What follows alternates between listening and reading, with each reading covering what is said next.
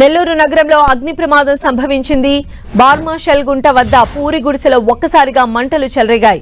ఈ మంటల్లో చిక్కుకొని ఓ దివ్యాంగురాలు సజీవ దహనమైంది. మరో 4 పూరి గుడిసెలు అగ్నికి ఆహుతయ్యాయి. ఈ ఘటనలో 3 సిలిండర్లు పేలడంతో స్థానికులు భయాందోళనకు గురయ్యారు. సమాచారం అందుకున్న అగ్నిమాపక సిబ్బంది మంటలను అదుపు చేసింది. షార్ట్ సర్క్యూట్ వల్లే ఈ ప్రమాదం జరిగిందని పోలీసులు భావిస్తున్నారు. ఘటనా స్థలాన్ని కలెక్టర్ పరిశీలించారు.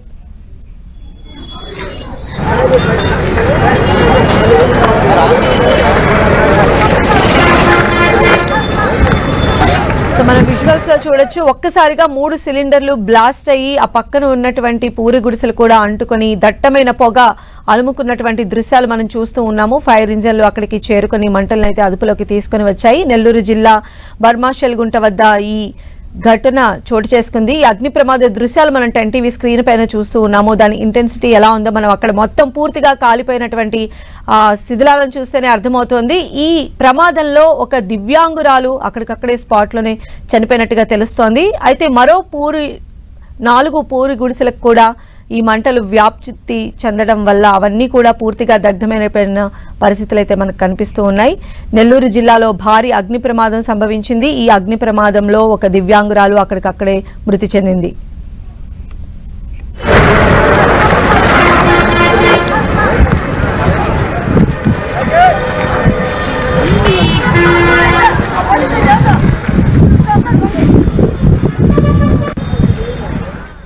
ఇక ఈ అగ్ని ప్రమాదానికి సంబంధించిన మరింత సమాచారం మా ప్రతినిధి దేవ్ కుమార్ అడిగి తెలుసుకుందాం. దేవ్ కుమార్, అంటే ప్రాథమికంగా షార్ట్ సర్క్యూట్ అని చెప్తూ ఉన్నారు. ఇప్పుడు ఇంకా ఎలాంటి ప్రాథమిక ఆధారాలు లభించాయి ఈ ఘటనకు సంబంధించి?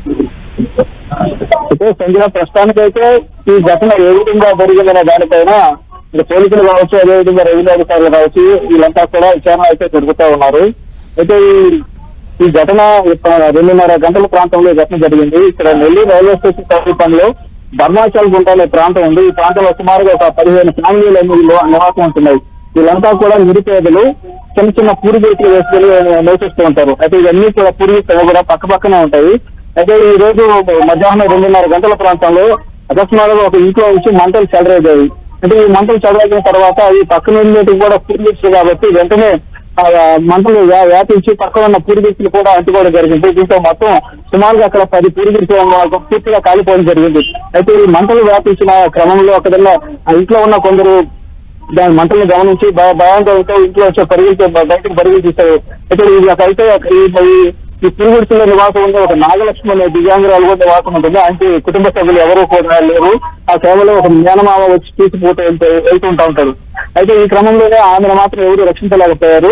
మిగతా వాళ్ళంతా కూడా సేఫ్ గా బయటకు రావడం జరిగింది. ఆ మాత్రం మంటల్లో చిక్కుకొని ఆమె సజీవ దహనం అవడం జరిగింది. అదేవిధంగా ఈ మంటల్లో ఇల్లు పూర్తిగా కాలిపోవడంతో వాళ్ళు అంటే నిరుపేదలు కాబట్టి వాళ్ళు ఏదో సహాయ ఖర్చులు చేసుకుని సంపాదించిన చిన్న చిన్న వస్తువులు అదేవిధంగా అన్ని కూడా పూర్తిగా కాలిపోవడం జరిగింది. అదేవిధంగా మంటలు పూర్తిగా భారీగా వ్యాపించడంతో కొన్ని ఇళ్లలో ఉన్న 3 సిలిండర్లు కూడా పేలిపోవడం జరిగింది. అయితే మొత్తానికి అయితే ఈ ప్రమాదం జరగడంతో ఈ విషయాన్ని అంతా కూడా వెంటనే అగ్నిమాపక సిబ్బందిగా సమాచారం ఇవ్వడం జరిగింది. అగ్నిమాపక సిబ్బంది వెంటనే ఇక్కడికి రావడం జరిగింది. వచ్చిన తర్వాత మంటల నుంచి కూడా పూర్తిగా అరిచిపోవడం జరిగింది.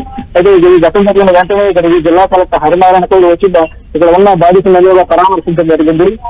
అదేవిధంగా ఈ ఘటన ఏ విధంగా జరిగింది దానిపైన కూడా విచారణ చేస్తూ ఉన్నారు. అదేవిధంగా ఇప్పటికే మంత్రి నారాయణ కూడా ఈ ఘటనపై స్పందించారు.